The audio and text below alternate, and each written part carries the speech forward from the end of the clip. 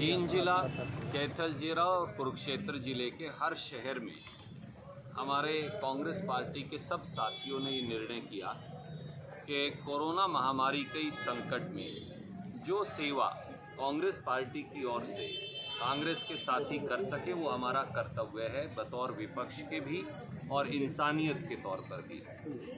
मनुष्य सेवा से बड़ी हिंदुस्तान की और हमारी भारतीय संस्कृति में और कोई सेवा नहीं। इसीलिए ये निर्णय किया गया कि कुरुक्षेत्र, कैथल और जींद जिले में हर शहर में जो हमारे सरकारी डॉक्टर साहिबान हैं, प्राइवेट डॉक्टर साहिबान जहां बेड्स वाले अस्पताल हैं, या MBBS MD डॉक्टर साहिबान, उन तक PPE किट्स और N95 मास्क हम पहुंचा सकें। इसके साथ साथ हर थाने में हम हमारे जो पुलिसकर्मी भाई हैं उनके लिए N95 मास्क, और जो हमारे मीडिया के कर्मी साथी हैं उनके लिए भी N95 मास्क, ये प्रयास जारी है।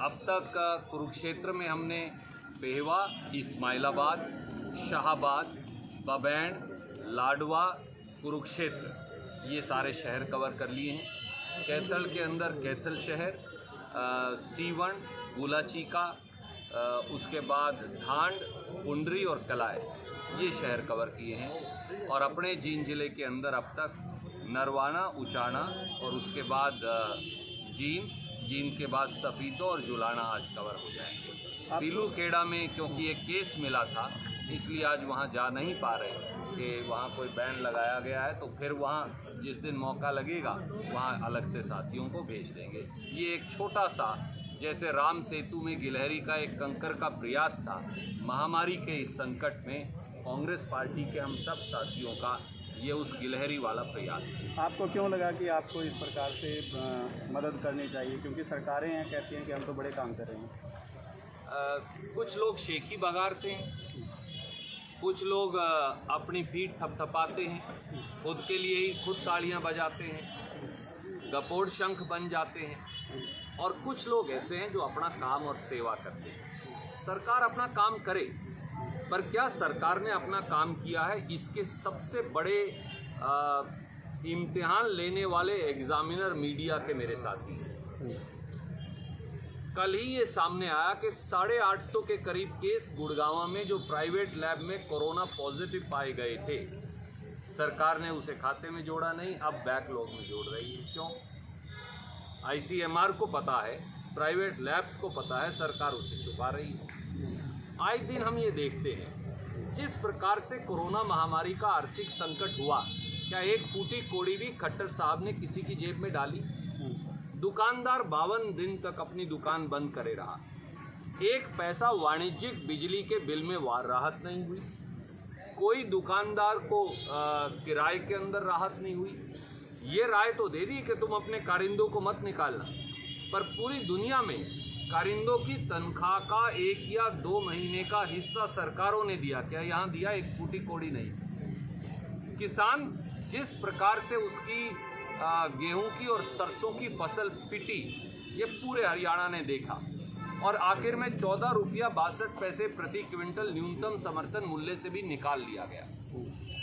जिस प्रकार से लघु और मध्यम उद्योग हरियाणा का पिट रहा है, पानीपत का हैंडलूम उद्योग अपने पड़ोस में सफीदों के, रजाई उद्योग, दरी उद्योग, इस सारा उद्योग ठप पड़ा है। खट्टर साहब को कोई परवाह नहीं।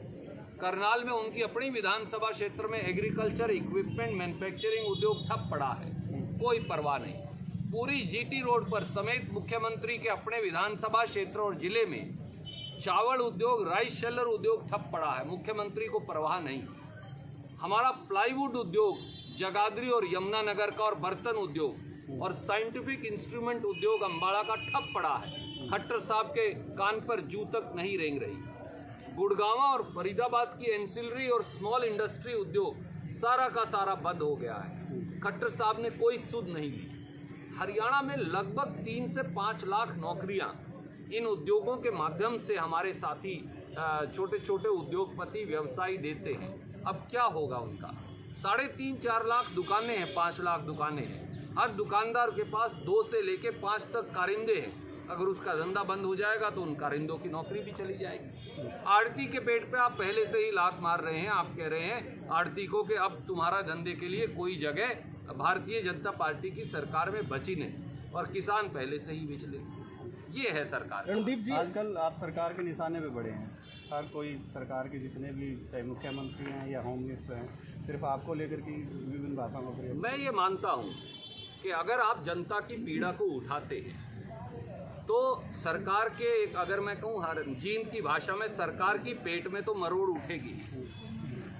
जीन की भाषा में ये तो सरकार की पेट में मरोड़े उठते हैं, क्योंकि उनके काले कारनामों को, उनकी गलतियों को, उनकी खामियों को, उनके निकम्मेपन और नकारापन को और जनता की पीड़ा को मैं बार बार उठाता हूँ। मैं ये मानता हूँ कि एक कार्यकर्ता के तौर पे ये मेरा धर्म है, मेरा कर्तव्य है, और मैं इस पर कटिबद्ध हूँ। किसी प्रकार की गालियाँ, किसी प्रकार का और लाछन मुझे अपने धर्म क्षेत्र कुरुक्षेत्र के इस रास्ते पर चलने से दिगा नहीं पाए। रणदीप जी, शराब घोटाले को लेकर क्या कहो? शराब घोटाले पर हरियाणा के मुख्यमंत्री श्री मनोहर लाल खट्टर जी पर्दा डाल रहे हैं। मैं बहुत जिम्मेवारी से, बहुत गंभीर बात आपको कह रहा हूँ। मैं फिर दोहराता हूँ, हरियाणा के मुख्यमंत्री श्री मनोहर लाल खट्टर शराब घोटाले पर लगता है कि पर्दा डाल रहे हैं। नहीं तो खट्टर साहब ने ये कहा था कि 31 तारीख तक शराब घोटाले की जांच की रिपोर्ट आ जाएगी। खट्टर साहब, आज तो 2 जून है। हरियाणा की जनता जानना चाहती है कि वो रिपोर्ट कहाँ है। हरियाणा के मुख्यमंत्री श्री मनोहर लाल खट्टर शराब घोटाले की जांच को एलआर और एडवोकेट जनरल के बीच में ओपिनियन को लेकर फुटबॉल बनाए हुए हैं कि स्पेशल इंक्वायरी टीम को क्या क्रिमिनल प्रोसीजर कोड में ताकत दी जा सकती है या नहीं, जबकि पूरा देश जानता है कि स्पेशल इंक्वायरी टीम को कोई तफ्तीश का अख्तियार ही नहीं। एसआईटी, स्पेशल इन्वेस्टिगेशन टीम ही मुकदमा दर्ज कर सकती है, रेड कर सकती है, गिरफ्तारी कर सकती है, रिकॉर्ड मंगा सकती है, रिकॉर्ड खंगाल सकती है। जब एसआईटी का गठन हुआ तो सरकार में जो बड़े बड़े लोग, शराब माफिया के पक्षधर लोग बैठे हैं, उनको लगा कि अब सारी पोल खुल जाने वाली है। इसलिए आनन फानन में मुख्यमंत्री ने अपने खुद के गृह मंत्री की सिफारिश को नकार दिया, एसआईटी जो बनाई थी उसको भी नकार दिया और उसे स्पेशल इंक्वायरी टीम में तब्दील कर दिया। दूसरा कमी जानबूझकर जो छोड़ी गई कि एक ऐसे एडीजीपी हमारे आईपीएस अधिकारी को लगाएगा जो 31 मई को रिटायर हो जाना था उस इंक्वायरी टीम में, वो रिटायर हो गए, तो अपने आप उसका काम पचड़े में पड़ गया। तीसरा, आज ही खबर आई है कि उस स्पेशल इंक्वायरी टीम के मुखिया टीसी गुप्ता जी ने कहा कि एक्साइज एंड टैक्सेशन विभाग, शराब का विभाग उन्हें कागज ही नहीं दिखाता। तो अपने आप में ये इंक्वायरी टीम पंगु हो गई और इस इंक्वायरी टीम को 2 साल का रिकॉर्ड खंगालना है। अब 2 महीने और लोगों को बहकाने के लिए उसका टेन्योर एक्सपेंड कर दिया गया, पर इस इंक्वायरी टीम के ना आँख हैं, ना कान है, ना दांत हैं, ना पाँव हैं, ना हाथ हैं, तो ये इंक्वायरी क्या करेंगे? साफ है कि केवल और केवल पर्दा डालने की साजिश है। शराब माफिया का संरक्षण खट्टर साहब ये बताएं किसको है, कौन दे रहा है सरकार में बैठा संरक्षण? सचिवालय में किस अफसर से और किस राजनीतिज्ञ से और कितने ऊपर तक उनके तार जुड़े हैं, हरियाणा की जनता ये जानना चाहती है। आज एक बयान आया है गृह मंत्री और सीएम का, स्थानीय जो निकाय के चुनाव होने उसमें अध्यक्ष पद को लेकर के दोनों में खींचतान है। एक कहते हैं कि नहीं होने, अध्यक्ष के जो चुनाव डायरेक्ट होने चाहिए, गृह मंत्री कहते हैं नहीं होने चाहिए। इससे आप क्या? खट्टर सरकार आए दिन ये नूरा कुश्ती करती है। एक व्यक्ति एक बयान देगा, दूसरा बयान देगा, तीसरा बयान देगा, लोग कंफ्यूज हो जाएंगे कि सच्चाई क्या है। ये लोगों को, अगर मैं कहूँ अपनी खड़ी बोली में, बिचलाने का खट्टर सरकार का तरीका है। ये भी दर्शाता है कि इस सरकार में कोई किसी की बात मानता नहीं। भाजपा के कार्यकर्ताओं से पूछिए, वो कहेंगे विधायक उनकी बात मानते नहीं। विधायकों से पूछिए, वो कहेंगे मंत्री उनकी बात मानते नहीं। मंत्रियों से पूछिए, वो कहेंगे मुख्यमंत्री उनकी बात मानते नहीं। मुख्यमंत्री से पूछिए, वो कहेंगे मेरे मंत्री मेरा आदेश मानते नहीं। तो भैया ये सरकार चला कौन रहा है, ये तो बता दीजिए हमें। ये इस सरकार की विडंबना और वास्तविकता। रणदीप जी, आप बदमाशों को लेकर काफ़ी मुंह तोड़ जवाब देने में सक्षम भी हो, और एक मामला ताज़ा आया था 2 करोड़ रुपए की फिरौती दो की आपके कैपिटल के वहाँ से आपने उनको दबाया भी था। सुरेंद्र जोंग ग्रुप एक बार फिर सतीश जैन जी बात। सतीश जैन जी को जो फिरौती की घटना हुई है, उसकी न केवल हम कड़े से कड़े शब्दों में निंदा करते हैं, परंतु ये एक अत्यंत गंभीर मामला है। संगठित अपराध का हरियाणा में कांग्रेस पार्टी ने खात्मा कर दिया था। खट्टर सरकार में संगठित अपराध जिसके गैंग अंतर्राष्ट्रीय गैंग्स तक जुड़े हुए हैं, अब वापस आ गया है। आप एक उदाहरण मैं दूं सफीदों का। यहाँ 1 दर्जन के करीब अच्छे डॉक्टर हुआ करते थे, पर फिरौती मांग मांग कर उन्हें डरा कर धमका कर वो सबको यहाँ से भगा दिया गया। कितने हमारे जींद और सफीदों के व्यापारी हैं जो अपना शहर छोड़कर चले गए दिल्ली या कुछ चंडीगढ़ भी, जो मुझे अक्सर मिलते हैं और बताते हैं कि कैसे उनका जीना दूभर था। पानीपत का बहुत सारा व्यापारी इसी प्रकार से पीड़ित है। सवाल यह है कि मुख्यमंत्री संगठित अपराध को रोक क्यों नहीं पा रहे, और इन अपराधियों पर लगाम लगाने में पूरी तरह से ये सरकार फेल क्यों साबित हुई। रणदीप जी, जितने विषयों पर अभी आपने बात की है, रणदीप सुरजेवाला मौजूदा सरकार से क्या कहना चाहेंगे सभी विषयों को लेकर?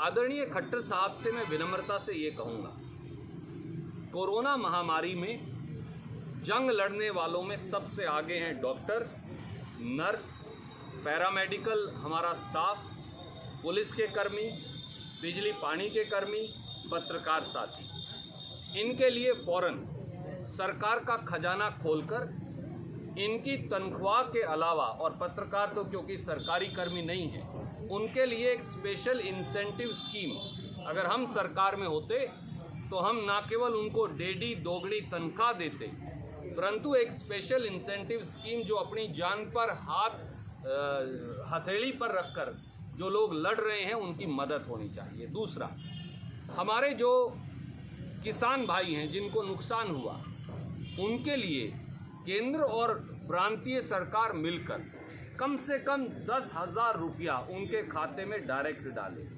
हमारे जो दुकानदार भाई हैं जिन्होंने 50-60 दिन दुकान बंद करनी पड़ी और जिनका धंधा चौपट है, और वो अपने कर्मचारियों को आप कहते कि ना निकालें, सब दुकानदार भाइयों को 2 महीने के बिल में माफ़ी, बिजली के बिल में माफ़ी, हाउस टैक्स के अंदर 6 महीने की माफ़ी, और उसके साथ साथ 2 महीने की कर्मचारियों की तनख्वाह की सहायता नकद तौर से सरकार उनके खाते में डाले। हमारे जो लघु सूक्ष्म और छोटे उद्योग हैं उनको बाकायदा पैसे की राहत दी जाए। पानीपत का उद्योग कैसे चलेगा, चावल उद्योग कैसे चलेगा, प्लाईवुड उद्योग कैसे चलेगा, साइंटिफिक इंस्ट्रूमेंट इंडस्ट्री उद्योग कैसे चलेगा, राइस शेलर उद्योग कैसे चलेगा।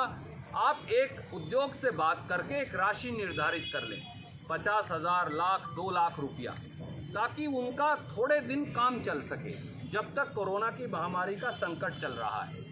खट्टर साहब, निर्दयी मत बनिए, निष्ठुर मत बनिए। आप परिवार के मुखिया हैं, आपको विपक्ष को गाली देनी है दे लीजिए, पर हरियाणा की 2.5 करोड़ जनता के साथ निष्ठुरता और निर्दयता का व्यवहार बंद करिए। ये हमारी उनसे विनती है, विनम्र निवेदन।